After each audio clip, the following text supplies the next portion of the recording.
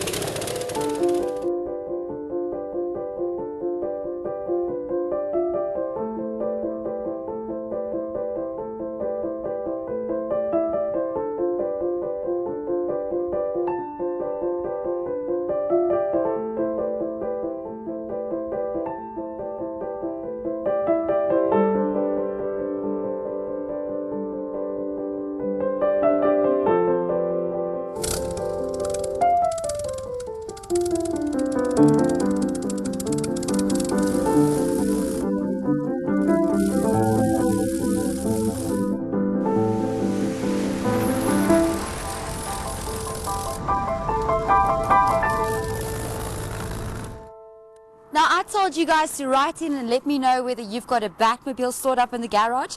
And that's where my good friend Bruce told me, Suri, I've got one. So today we are meeting Lucy. Hey. Hello. Thank you so much for joining me, Bruce, and bringing Lucy along.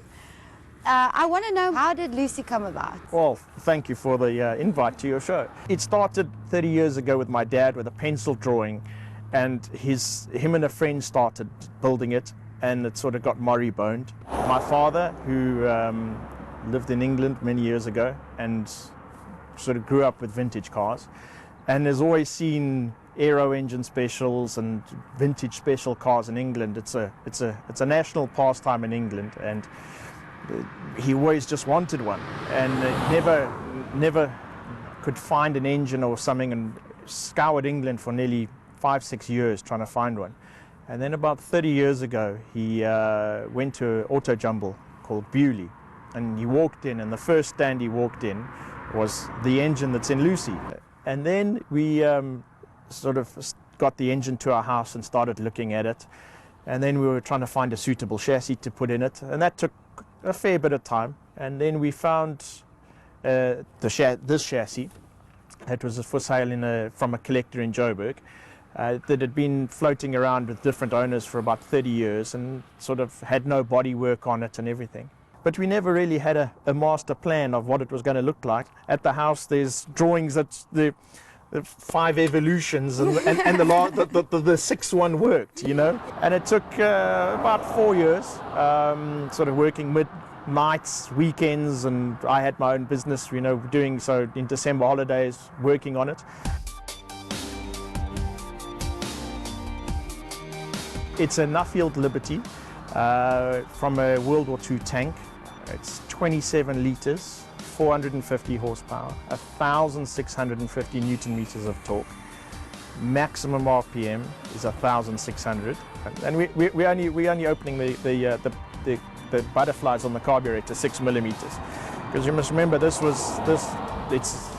was designed to move a 40-ton tank, where this only weighs 1,800 kilos. We've geared it to do 160 kilometers an hour. It could go a lot faster with a different back axle ratio, but it's pointless with vintage brakes, vintage tires. It was built for enjoyment. So how many tries did you do before you found the right parts? We've used another type of gearbox and back axle, because the problem is that with an engine only revving to 1,600 RPM, a normal back axle and diff ratio just wouldn't work. So we've landed up using a truck back axle and then grafted all the Rolls-Royce stuff onto it. So the back axle was a very, very big job, but it came out 100%. And you know, we lots of brackets and manufacturing that we had to outsource and stuff. It's got four-wheel brakes, the original Rolls-Royce drum brakes that we've just fitted hydraulics to on the outside to help stop it. So it's mainly two brands featuring here, Rolls-Royce. And the Liberty engine here. It was originally known as Chitty, as from Chitty Chitty Bang Bang. So that's in all the drawings and stuff that we did, it was known as Chitty. One evening we were sitting down and we were like, yeah, Chitty, you know, we weren't too happy with it. And then I just said to him, no, well, let's call it after his mother, my grandmother, and her name was Hilda, Lucy. And she was a very petite lady, so it's pretty much similar to this. So that's how it became Lucy. So Bruce, you have to take me for a spin. Do I have to? Yes. Okay. Let's go.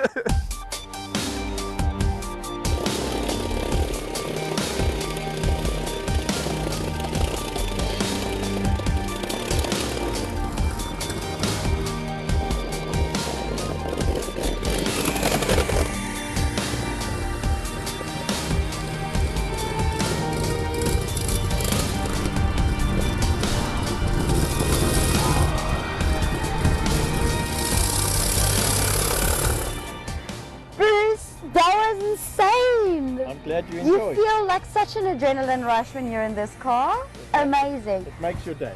I know, and it makes everyone else's day because everyone was smiling at us. Absolutely. So while I was holding on to this, what is this? Okay, so this tank behind us is where the oil sits. It's not like a traditional car that has oil in the sump. This is the sump. It's called a dry sump system, and that holds 60 liters of oil. Okay. The oil goes from here all the way to the front of the motor, through the engine, out and back out on a pipe that runs underneath us and back into here. Wow. So that is that. And over there, so what cylinders are those? Okay, so that's all the cylinders. There's 12 of them, and it's 27 liters. So each one of those cylinders is 2.2 liters. Yeah. So most average cars nowadays are 1.6, 1.8 liters. We've got 12 of them. Crazy stuff. Well, there you have it, guys. Lucy, you're welcome.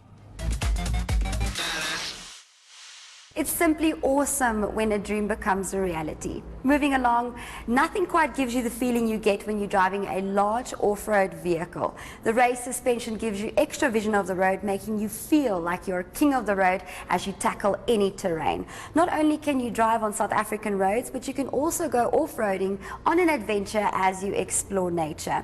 It's now time to take a look at some off-roading tips in case you are venturing into the unknown.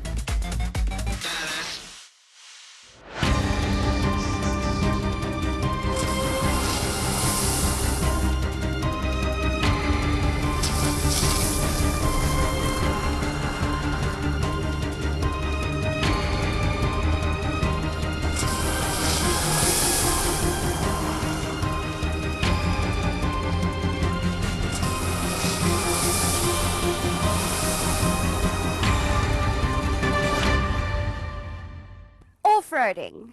There are so many cool off-roading spots in South Africa, and I don't know how to off-road properly. So I invited one of my friends and fellow motoring journalist and also the editor of Ride and Drive to just join me today and give me some tips and give you guys some much needed tips for when you would like to go off-roading. Thanks, Laurie. What are we going to be doing today? Well, basically we're just going to do a little bit about the basics of 4x4ing. I'm by no means an expert, but I have been on a couple of 4x4 courses, and you know, I can sort of help myself.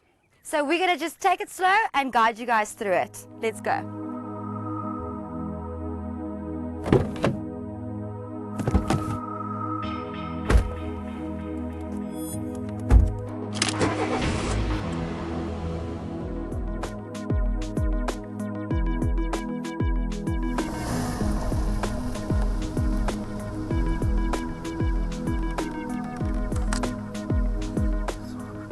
Yes, just coming up to this obstacle here, if you have a look at that that sharp rock on the right there, you need to be careful of those kinds of rocks because obviously, you know, on occasions when you're doing 4x4ing, you deflate your tires.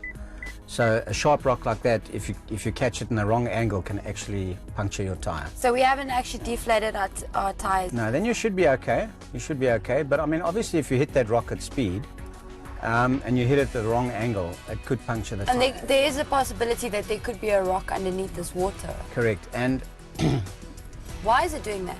You feel the car doing all kinds of weird stuff. No, you're good. Just carry on going through. You must remember in 4x4ing as well, momentum is your friend. Okay, Laurie, I think that you should get into the driving side because I don't quite know what I'm doing. Okay, no problem.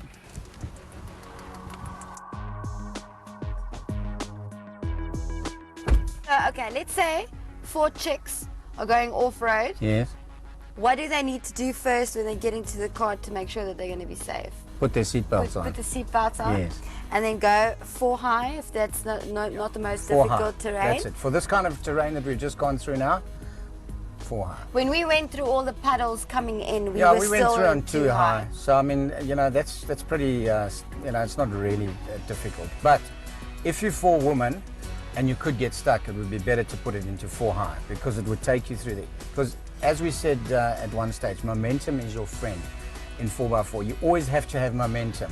So when you're going through an obstacle, you have to have that momentum. Would you say that someone would have to be outside the vehicle to kind of direct your steps? Absolutely. So You you're know, not in the just... very, very challenging obstacles, like Schedule 5, you know, that is definitely, you need somebody outside to show you the line. The obstacle we're doing today, I don't think we'll need that. what are we doing? Like level Yeah, I of would say difficulty? probably level 3. Okay, let's get started.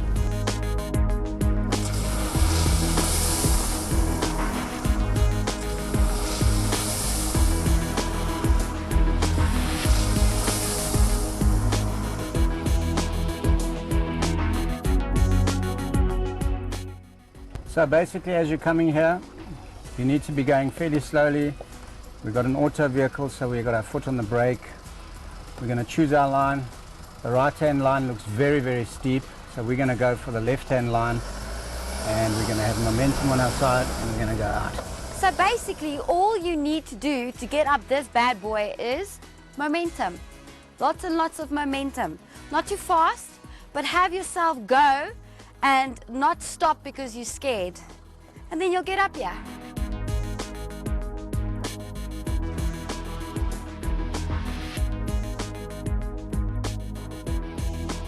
Along our trip, we ran into a group of off-road enthusiasts and we got some interesting off-road tips from a 4x4 instructor.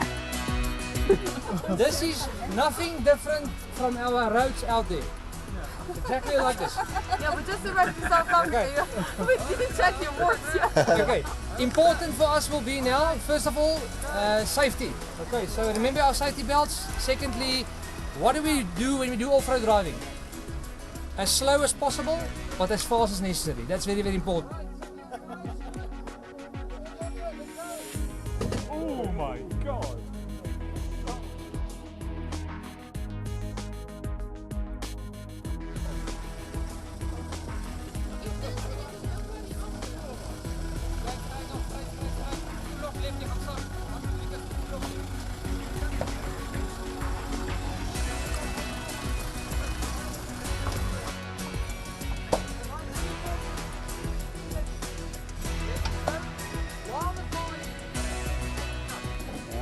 I think we should give this one a miss because, like you said, you can get a flat tire.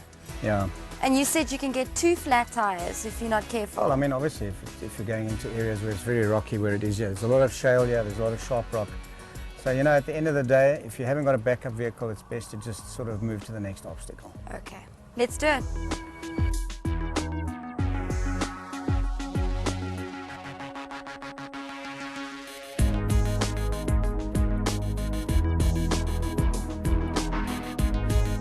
Now that was great fun.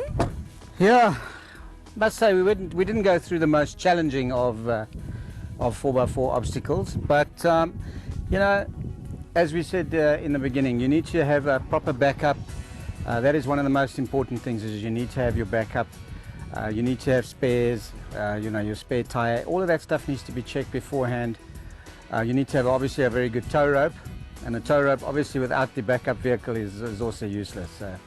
Yeah. So this was a really cool car to take off-road. You've Yes, had it the is. Chev Trailblazer Yes, before. I have. And What model did you have?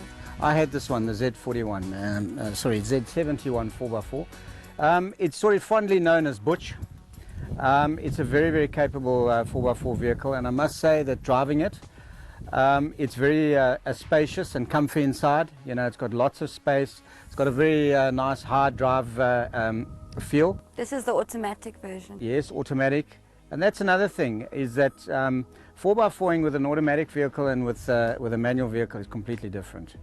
Well, thank you, Laurie. Thank you for coming No out problem. with me today and giving me all these tips. No worries. Guys, so it seems like all you need is a good wingman, momentum, and a backup vehicle in case you get stuck. There you have it, off-road tips of the day. Unfortunately, we've come to the end of our show, but don't worry, because next week we will be starting up the engines again to go on another journey. But until then, buckle up and drive safe.